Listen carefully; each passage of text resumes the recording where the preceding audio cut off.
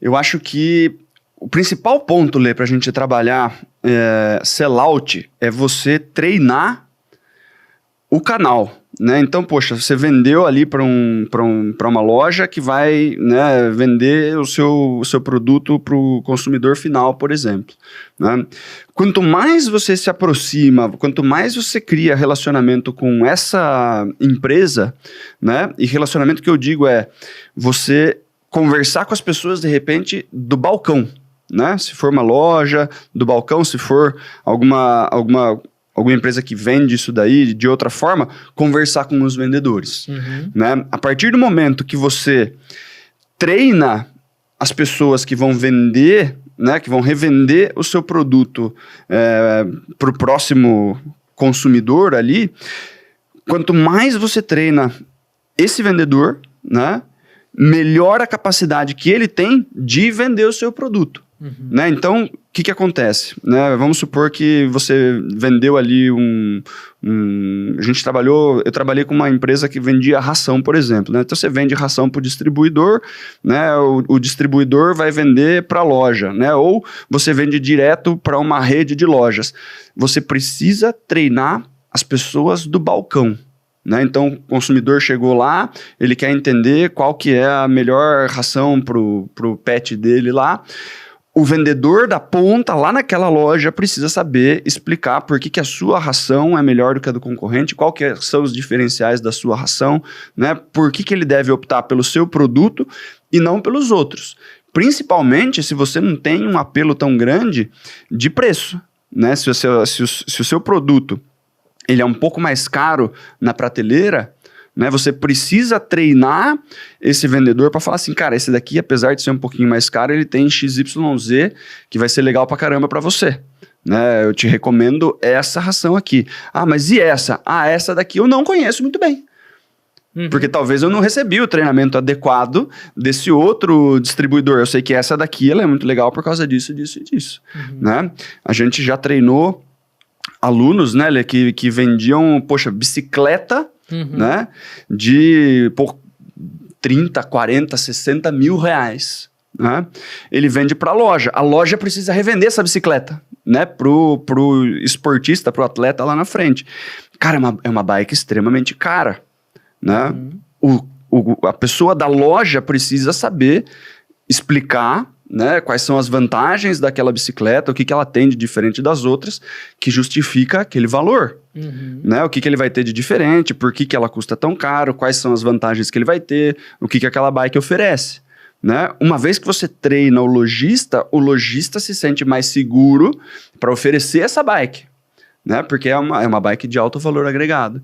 Então, quanto mais você treina o vendedor da ponta, mais fácil dele conseguir vender o seu produto.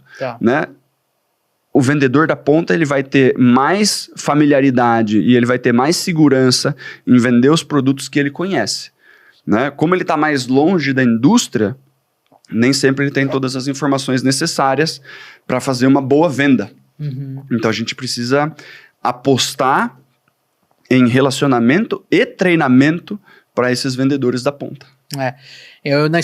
No começo da minha história profissional, eu trabalhava num distribuidor de cabeamento estruturado, né, de cabo de rede, fibra ótica. Eram lojas de materiais elétricos. Né, e o cabo de rede que a gente vende é um produto que para eles é um produto importante.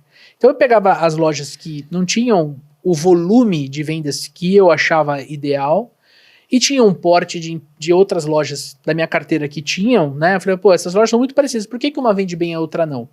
E aí eu ia lá nessa loja, chamava o gerente, falava assim, cara, ó, posso dar um treinamento de vendas? Eu não falava que era do meu produto, ó, posso dar um treinamento de vendas para tua equipe e tudo mais? Você pega ali um dia, né, um dia de manhãzinha ali, 7h30 às 8h30 da manhã, a loja, né, acabou de abrir e tal, eu vou trazer um pão de metro ali, um bolinho e tal, e você faz uma garrafona de café e a gente bate um papo. E nesse movimento, né, os produtos começaram a sair mais. Inclusive eu montava, né, a pilha de caixa de cabos na frente ali, que depois eu fui entender que isso era um protótipo de merchandising, mas você montava ali, então ficava fácil do eletricista que entrar e falar assim, putz, cara, tinha esquecido o cabo de rede, já vou pegar a caixa aqui, a caixa tem um vão pra você pôr a mão, né, e já ia direto pro caixa ali, e aí aquelas lojas acabavam comprando cada vez mais. É muito parecido com o exemplo que você trouxe de ração, né? É o vendedor entender as propriedades daquilo que ele está vendendo, mas não de forma profunda, mas de uma forma superficial, mas que seja o suficiente para convencer aquele cliente a fechar negócio. Acho que esse primeiro ponto aí, treinamento desses clientes, ele é fundamental. Você também pode, né, o Breno que perguntou, você também pode trabalhar, por exemplo, com algum tipo de incentivo, né? Por exemplo, se você comprar tantas caixas de cabo de rede, você vai ter esse benefício. Você ganha ali, de repente, um prêmio para você distribuir para o teu time de vendas, né? Você pode ter algum tipo de campanha para você fazer o vendedor lembrar do seu produto antes de lembrar do seu concorrente. Porque a gente sabe, Breno, que às vezes o vendedor da loja, ele às vezes nem pode comprar o produto, mas ele compra a ideia do produto. Então ele prefere vender essa xícara branca aqui, porque ele gostaria de ter a xícara branca, ao invés de vender uma xícara amarela ou uma xícara vermelha, por exemplo. Então o vendedor, ele acaba tendo afeição à marca. Isso já aconteceu, você falou de ração, isso já aconteceu de eu entrar, por exemplo, na Cobase para procurar uma ração específica para o meu cachorro e o vendedor querer falar da outra, né? Aí eu falei assim, pô, não entendi muito bem, né? Eu falei, não, mas é que eu compro dessa, porque a ração é um item mais barato, né? Não, eu dou essa ração pro meu cachorro. Mesmo eu sendo, assim, fiel a outra marca por uma questão do meu cachorro gostar mais, eu falei, pô, interessante, né? É pesada essa decisão, tipo assim, o cara tá falando, ó, eu compro essa aqui, eu tô, né? Eu acho essa positiva, cara. Tem uma história também, Lê, no começo da minha carreira, que eu também trabalhava com distribuição de pneu, né? Tinha uma loja grande lá em Sorocaba, né? Uma loja que existe até hoje, uma loja super, super conceituada lá em Sorocaba, poxa, um centro automotivo bem grandão, do lado de uma concessionária e tal. Tá. Né? E o dono, ele era figurão, né? E ele tinha um Corolla, esse daí era o quê, cara? Era 2008, mais ou menos aí, entre 2006, por aí, tá. Né? Ele tinha um Corolão, ele deu uma baixada e ele colocou uma rodona 17, né? Chique. Ele deu uma mexida no carro lá, eu sempre conversava com ele e tal, ia lá, olhava o carro e tal. E daí eu falei assim, pô, fulano, o seu carro tá precisando trocar de pneu, vamos fazer o seguinte, né? Sabe esse pneu aqui que eu tô falando pra você, pra gente colocar aqui e tal, ó, esse pneu é bacana por causa disso, explicava o produto pro cliente. Assim, cara, se você colocar no seu carro a minha marca, eu faço nos 4 que você vai pôr no seu carro, vou fazer um preço diferenciado, e aí a gente monta, né, esse pneu aí, ele fala assim, não, mas é que ninguém conhece. Eu falei assim, ó, quando você falar assim, ó, olha no meu carro, vê que pneu que tem. Boa. E pneu é item de segurança, né, Lê? Ele não ia falar, ele não ia colocar no carro dele, né? Que é um carro que provavelmente ele andava rápido por aí, né? Ele não ia colocar um pneu que de repente ele não confia, né? O desenho do pneu era bonito e tal, o pneu era um pneu bacana, competitivo. Ah, mas não conheço esse pneu, conheço os japoneses lá, o Toyo, Yokohama, que o pessoal gostava nas medidas maiores. Ele fala assim, cara, mas no meu carro eu tô usando esse pneu, faz não sei quantos mil quilômetros, não faz barulho, legal pra caramba, tal. Cara, ele começou a vender muito mais, né, da nossa marca, porque ele estava usando no carro dele. É a mesma coisa que você falou aí do carinha que falou que, pô, eu dou essa ração aqui pro meu cachorro, né?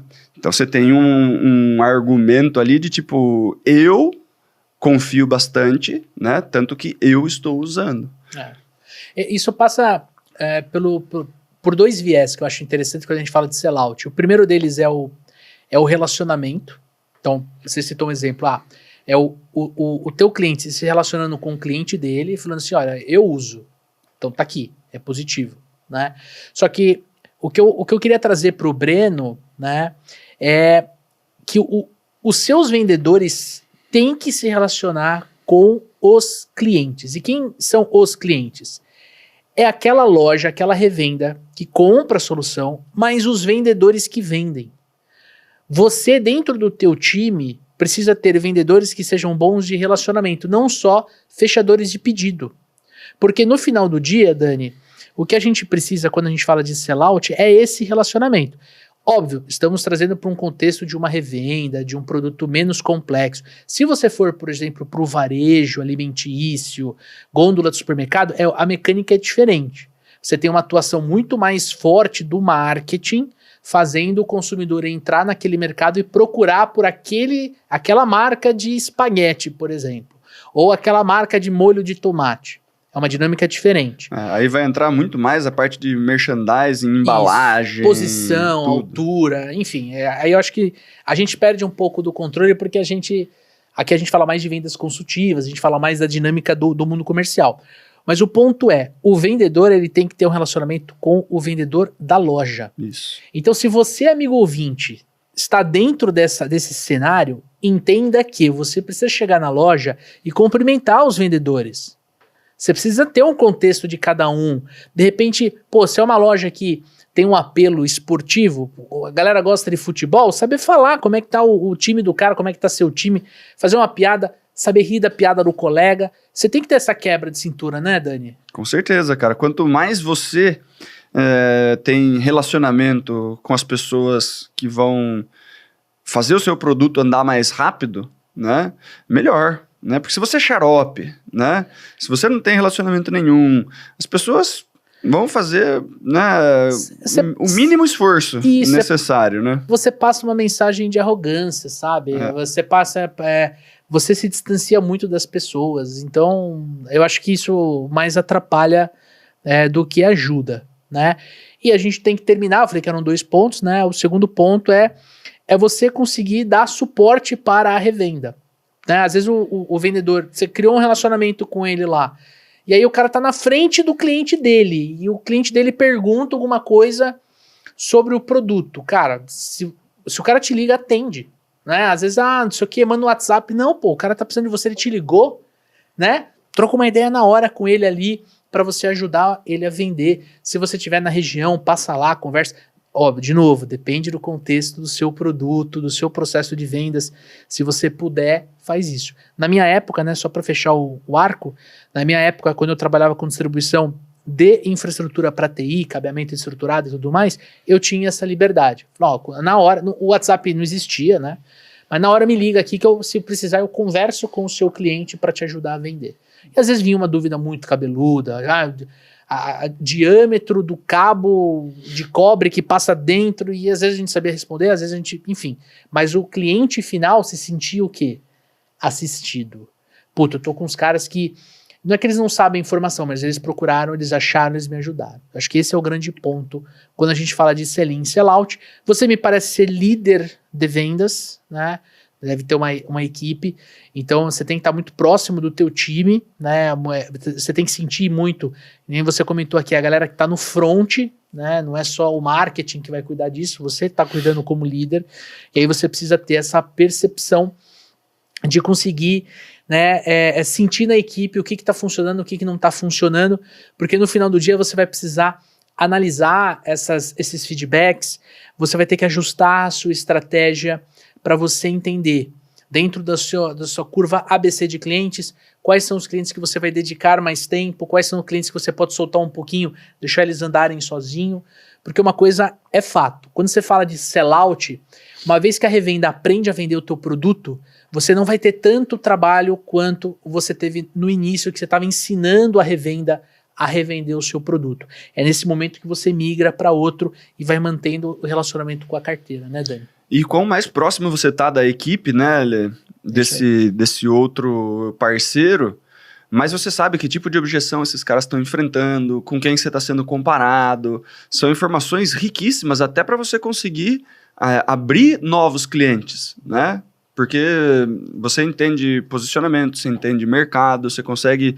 Né, você não está vendendo para o consumidor final, então você falta um pouco de leitura da ponta, né? Quem tem a leitura da ponta são essas pessoas. Perfeito. Se você ajuda eles a contornarem as objeções, se vocês entendem com quem o cliente final está comparando, né? Que tipo de visão eles têm sobre o seu produto, fica mais fácil de você, inclusive, argumentar com os novos pontos que você está trabalhando. E aí, curtiu esse conteúdo? E se eu te contar que tem muito mais da onde a gente tirou esse pedacinho aqui? Quer escutar ou ouvir o podcast? É só clicar no primeiro link que acompanha esse conteúdo. Agora, se você quer fazer um treinamento de vendas comigo e com o Daniel Mestre, conheça o programa de aceleração de supervendedores. Nós vamos te ajudar a criar o seu processo de vendas. Você vai encontrar diversas técnicas para aplicar no seu dia a dia e, claro, o mindset correto para você conseguir destravar qualquer etapa do seu processo. Agora, se você está procurando um CRM para te ajudar a fazer a gestão completa das suas oportunidades de vendas, eu quero te convidar a conhecer o Plumes CRM. O CRM que eu e Daniel Mestre usamos aqui na operação dos supervendedores. Nele, você vai conseguir fazer a gestão não só das oportunidades de negócio, mas também de toda a sua carteira de clientes. Uma ferramenta completa para te ajudar a vender mais, melhor, mais rápido e sempre com mais lucro.